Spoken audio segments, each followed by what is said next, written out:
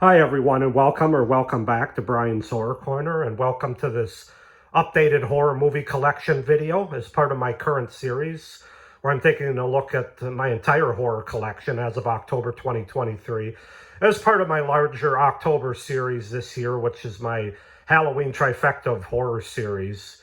So we're going to move on to the next shelf over here, the one on the left. We're going to do the top 3 rows. And for those of you keeping track at home alphabetically, it goes from DA to HA. So that's a nice little ribbon, nice little bow on this video that it goes from DA to HA. But anyway, yeah, let's just go ahead and get started here. So I'll walk over and we'll go ahead and start taking a look. So first up, we have the Dark Tapes.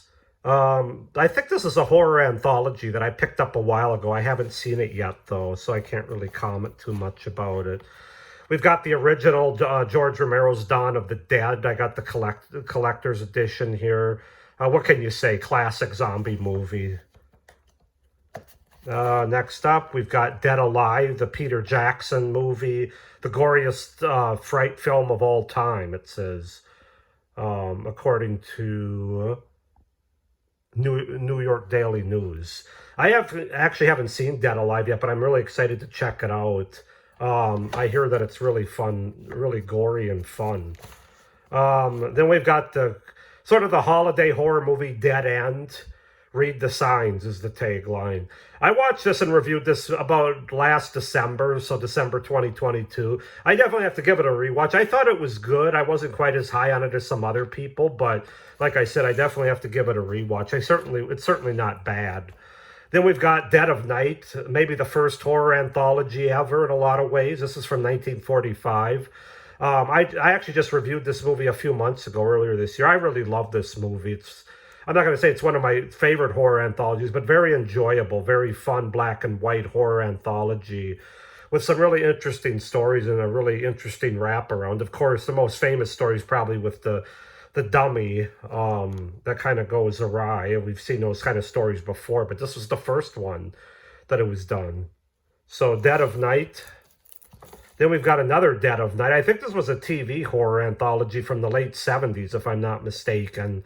I have yet to watch it. We've got Dead Silence from James Wan, unrated edition. I haven't seen this one yet. I know, I really got to get moving here. We've got Quentin Tarantino's Death Proof, Grindhouse Presents. This is an interesting movie. It's kind of weird, kind of different. That being said, it's enjoyable. I have a good time with it. I'm a big fan of Kurt Russell, and even though he's not a likable character necessarily in this movie, it's still a good time. I don't think it's one of Tarantino's best movies by any means, but I'm glad to have it in the collection nonetheless. I like my highway chase horror. Then we've got The Demoniacs. This is a movie that was given to me by a friend. The only thing I know about this movie is there's a lot of sex and nudity in it, but other than that, I'm not really sure too much about it. I haven't seen it yet. And then we've got one of my favorite movies, of course. I've showed the sequel in my Blu-ray collection, but we've got the original Demons, a film by Lamberto Bava, Dario Argento Presents. This is just a fantastic horror movie, a great demon movie. I just love the whole movie theater aspect and setting of it. The gore is really fun and cool. I mean, you even get a motorcycle going through a movie theater towards the end. Just a fantastic, fun horror movie, Demons. What else can you say? Then we've got The Dentist from 1996, I believe, with Corbin Burnson. Haven't seen this movie yet, but I hear that it's really quite good for a 90s horror movie. Of course, we've got what I'd say is a classic 2000s horror movie, the widescreen edition of The Descent, the original unrated cut.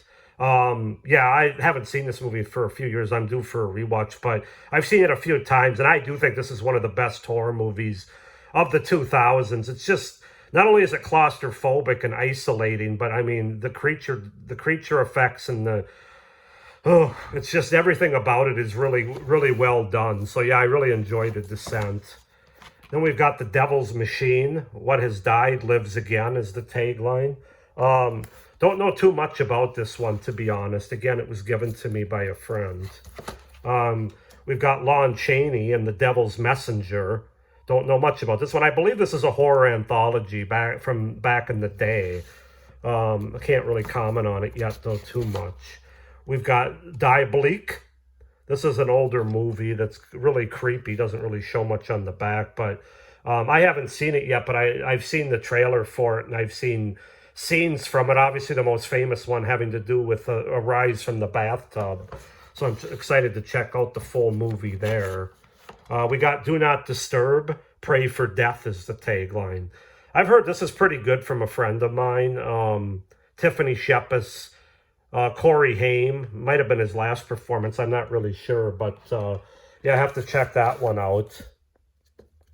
And then we've got the Christmas horror movie Don't Open Till Christmas, digitally remastered by Mutant Sorority Pictures. This was a fun Christmas holiday slasher movie here that I really enjoyed. I believe it's from '84, if I'm not mistaken. But yeah, Don't Open Till Christmas it's fun. It's good. Really like that one. Whoops, I went out of order here. We can't do that. I'm type A, so. Then we've got one that I picked up not too long ago, and that's Dorothy Mills, a contemporary take on The Exorcist. Evil chose her, it says. Don't know too much about this one other than does look like to be a psychological thriller, a spine-chilling bend, and a gothic terror. So yeah, I'm really interested in checking that one out. I heard that one's good as well. Again, you guys can comment down below on any of these movies that I haven't seen and what your thoughts are on them. If you like them or if you don't, whatever, why not. And we've got Bram Stoker's Dracula from 1992. Great cast in here with Gary Oldman, Anthony Hopkins, Winona Ryder, Keanu Reeves. This is a fun movie that my wife and I enjoy watching every October. This is one of the horror movies that she can watch or that she will watch. So yeah, what can you say? It's Bram Stoker's Dracula is really good. And then for the last DVD on this first shelf here, we've got Drag Me to Hell by Sam Raimi, the unrated director's cut. 2 versions, unrated and theatrical included. Haven't seen this movie yet, but I've heard really mixed things. Like a lot of people love it, and there's a lot of people that think it's like the most overrated film or that don't like it. So that's interesting. So let's move on down to the second row, and we've got Full Moon Grindhouse Dreamaniac, however you pronounce it. Don't know much about that one. I think it's kind of like I'm not sure if it's like a Nightmare on Elm Street. You don't have to live on Elm Street to have a nightmare, it says. So I'm guessing it's some kind of a ripoff there, but haven't seen it yet. We've got Dreamcatcher, which Evil Slips Through. I haven't seen that one either, but I'm a big fan of like dream horror, or like that supernatural using dreams or sleep kind of thing. I don't even know if that's not really a subgenre, but I just enjoy those type of movies. We've got Dressed to Kill with Michael Caine, Angie Dickinson, and Nancy Allen. This is from 1980, I believe. Haven't seen this one. Have to check it out. We've got the Drive-In Horror Show, which I believe this is a horror anthology, I believe. Delivers a visual feast of blood splatter and clever storytelling, a creative spin on throwback anthology horror. 5 tales of terror to quench your thirst for horror. Yeah, so it is an anthology movie. So definitely, me and my love for anthology movies, definitely looking forward to checking that one out. We've got Dr. Terror's House of Horrors. This is an Amicus movie, one of the first ones, I believe, from the 60s. Yeah, it's got a pretty good cast, obviously. You've got, of course, you got the mainstays of Peter Cushing, Christopher Lee, and then you also get Donald Sutherland in this movie. It's pretty good. It's probably not my favorite Amicus movie, although I've only seen it once. So I have to give it a rewatch, but I remember liking it, those 5 strangers on a train kind of thing. We have Ed Gein with Steve Railsback.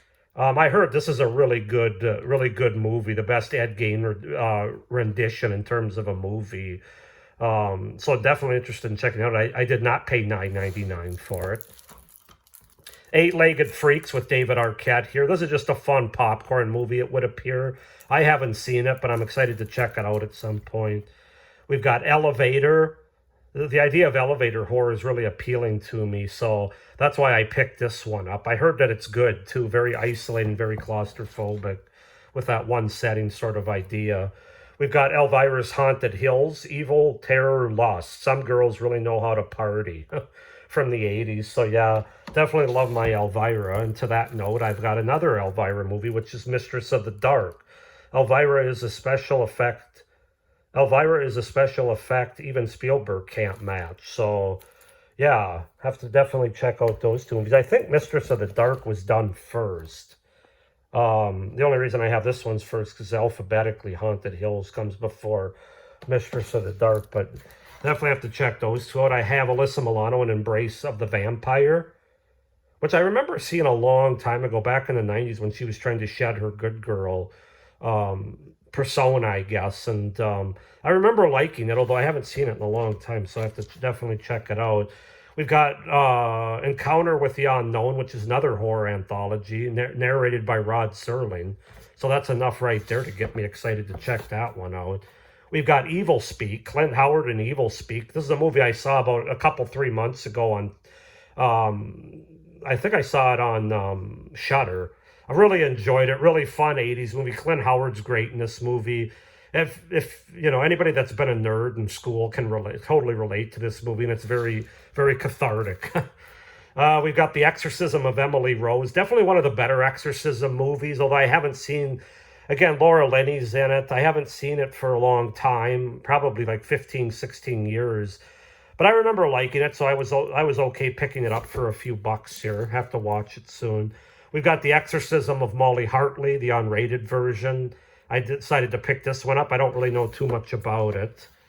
We've got Exorcist 3, William Peter Blatty's Exorcist 3, from the creator of the original Exorcist. This has got George C. Scott in it.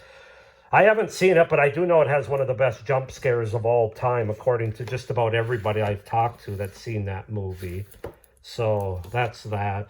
We've got Extraordinary Tales based on horror master works of Edgar Allan Poe.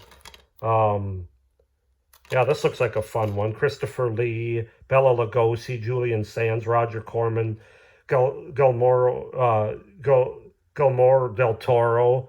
I can't pronounce his first name, but Extraordinary Tales. We've got The Eye with Jessica Alba. Again, I didn't pay anywhere near those prices that are listed there. You won't believe her eyes is the tagline. So yeah, I don't know much about that one. Hear No Evil, written and directed by Frank Lagoya. An impressive debut with style and intensity seldom seen other teen horror. So yeah, I don't know too much about this one, to be honest with you. Have to check it out. And then the last one for this shelf, we've got Fears of the Dark. And this is a horror anthology as well. Obviously, you can see it's a used one. But I think I just about got it for free, if I'm not mistaken. Maybe I paid $1 for it or something. So that's that. And so now we'll move on to the third and final row for this video anyway, to get through HA alphabetically. So we've got The Final Girls. I watched this last year, I think, for the first time. It's fun. I like it. It's a fun PG-13 horror movie that I enjoyed. It had some heart to it, as well as a little bit of comedy and some... Well, it's not scary, but I mean, it was fun. It's just one of those fun sort of outdoorsy slasher movies. It has a nice twist on it, too, so I enjoyed it. Final Stab, pretty generic slasher here, which is one of the first horror movies I ever got back in the 90s, I think, or early 2000s. I got it as a Christmas present. Never really got rid of it. I watched it once and didn't watch it for 20 years. Watched it again recently as part of a review I did earlier this year. It's okay. It's pretty generic, though. Of course, we've got Firestarter from Stephen King. I'm still reading the book on this one yet, but I have seen the movie, although it's been many, many years. We've got Flowers in the Attic from 1987, V.C. Andrews. I've seen this before. It's a good movie. It's a really solid, creepy movie.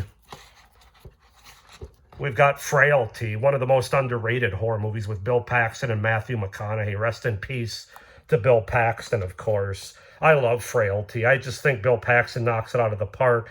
It's one of Matthew McConaughey's better movies for me as well. It's just, nobody ever talks enough about this movie, but I just love it. It's from 2001, I believe.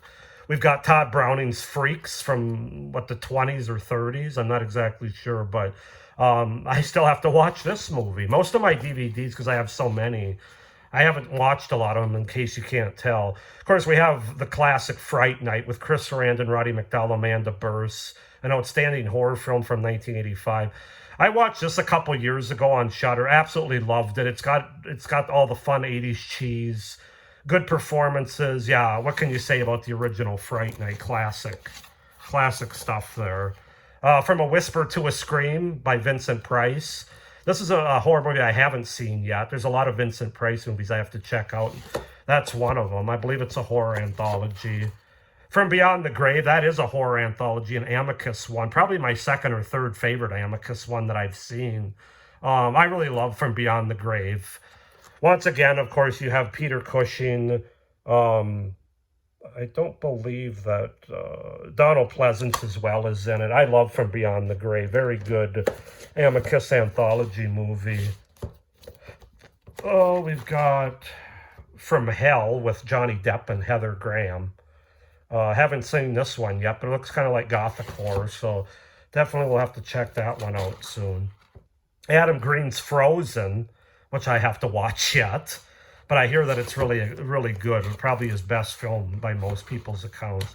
Of course, we've got The Gate from 1987. This is a really good like gateway horror movie for people that are just getting into horror and they don't want anything too extreme right away. I definitely recommend The Gate along with The Monster Squad. Those are two really good gateway horror movies. What can you say about The Gate? It's just so much fun, classic stuff. We've got Jordan Peele's Get Out, which I have not seen, although I've seen parts of it I think on TV or on Amazon or something. I know how good it is. I just haven't watched it all the way through. We've got Ghost Ship from, I think, 2001 or something. Have to watch it. Not surprisingly. We've got Ghost Story from 1981 with Fred Astaire, Melvin Douglas, Douglas Fairbanks Jr., John Houseman. This is great. I love Ghost Story. This is another really good one to watch this time of the year too, around Halloween. But yeah, I watched it and reviewed it last year in October. Absolutely love Ghost Story. It's definitely one of my favorite ghost movies. We got The Gift with Cate Blanchett, Keanu Reeves, Katie Holmes, Greg Kinnear. This is from around 2000, I believe. It's a really good movie. I just haven't seen this version all the way through yet. We've got Vanna White in Graduation Day from 1981, I believe. 80s slasher, which I'm all about, collecting those as many as I can. I've still got a few more to get. Of course, we've got the classic Gremlins from 1984, got the special edition. My son, who's 7, I actually just watched this for the first time about a month ago, and he loved it. He had it on repeat for like a week after that. He just loved the Gremlins. I figured that was one, because I have so many horror movies, of course, he's trying to, Daddy, can I watch this? Can I watch that? And I'm like, I only probably have a handful of movies that we won't even have him watch Monster Squad just yet because of the language and stuff. We're trying to keep him a little innocent yet for as long as we can with the way the world is now. But yeah, Gremlins is classic. One of my favorite 80s movies in general. We've got Sarah Michelle Gellar in The Grudge. It never forgives, it never forgets. Some people don't like it. I don't know. I've seen it before. I remember liking it. I think that sound that those people make is creepy. That gurgling sound. And then we've got Hack with Danica McKellar. This is a movie I haven't seen. I don't know too much about it, but it was recommended to me by a friend. Kind of a slasher movie on an island or an isolated sort of situation, I believe. But I like Danica McKellar, so that's enough for me. I was a big Wonder Years fan.